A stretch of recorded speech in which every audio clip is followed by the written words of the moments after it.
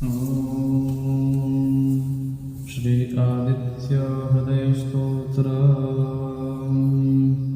ततो युद्धपरिश्रान्तं शमदे चिन्तया स्थितं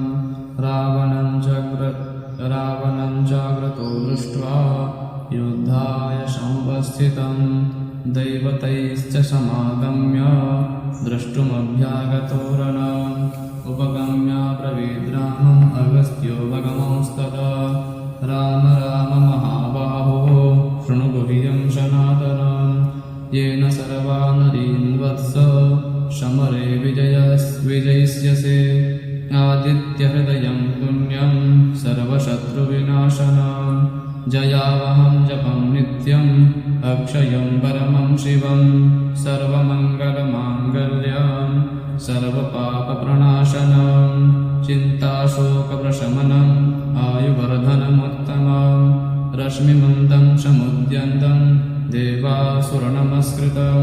पूजयस्व विवस्वन्तं भास्करं भुवनेश्वरं सर्वदेवात्मको ह्येष तेजस्वी रश्मिभावनः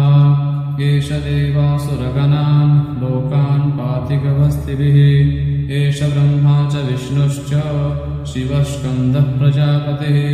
महेन्द्रो धनदः कालो यमः सोमो ह्यपाम्पतिः पितरो वशवः साध्या अश्विनौ मरुतो मनुः वायुर्वह्निः प्रजाप्राणः ऋतुकर्ता प्रभाकरः आदित्यः सविता सूर्यः खगः पूषा गभस्तिमान् सुवर्णसदृशो भानुर्हिरण्यरेता दिवाकरः हरिदश्वः सहस्रार्चिः सप्तशक्तिर्मरीचिमान् तिमिरोन्मथनश्शम्भुस्पष्टा मार्दण्डकोशुमान् हिरण्यगर्भशिशिरस्तपनो हस्करो रविः अग्निगर्भोदिते पुत्रः शङ्खः शिशिरनाशनः व्योमनाथस्तमो भेदी ऋव्यजुष्षामपारकः घनवृष्टिरपान्मित्रो विन्ध्यविप्लवङ्गमः आतपे मण्डले मृत्युः पिङ्गलः सर्वतापनः कविर्विश्वो महातेज रक्तः शरभवोद्भवः नक्षत्रग्रहताराणाम् अधिपो विश्वभावनः तेजसामपि तेजस्वी द्वादशात्मन्नमोऽस्तु ते नमः पूर्वाय गिरये पश्चिमायाद्रये नमः ज्योतिर्गणानां पतये दिनाधिपतये नमः जयाय जयभद्राय हर्यश्वाय नमो नमः नमो नमः सहस्रांशो आदित्याय नमो नमः नमः उग्राय वीराय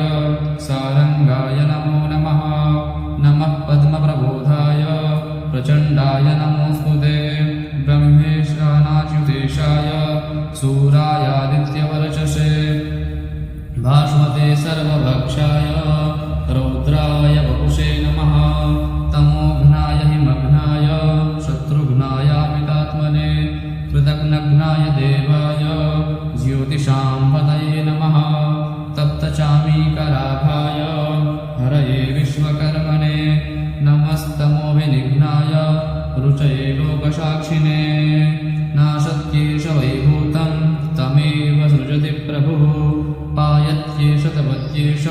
वर्षत्येष गभस्तिभिः एष सुप्तेषु जागरते भूतेषु परिनिश्चितः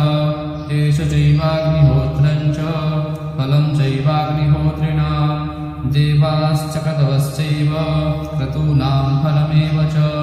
यानि कृत्यानि लोकेषु सर्वेषु परमप्रभुः येन मापत्सु वृक्षेषु कान्तारेषु भयेषु च कीर्तयन् पुरुषः काश्चिन्नावशेषति राघव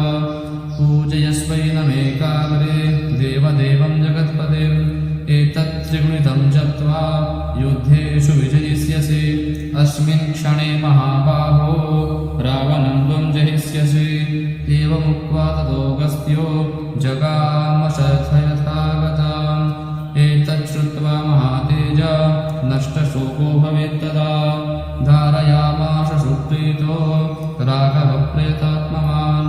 आदित्यं प्रेक्ष्य जप्वेदम्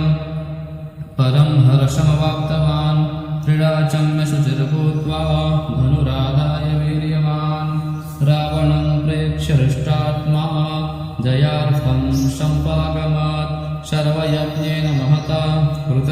तस्य वधेऽभवत्।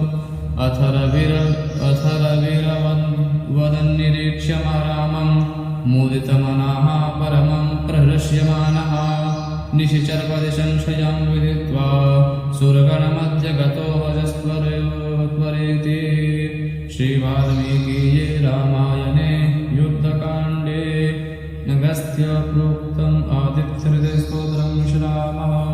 श्रीसूर्यनारायणार्पणमस्तु।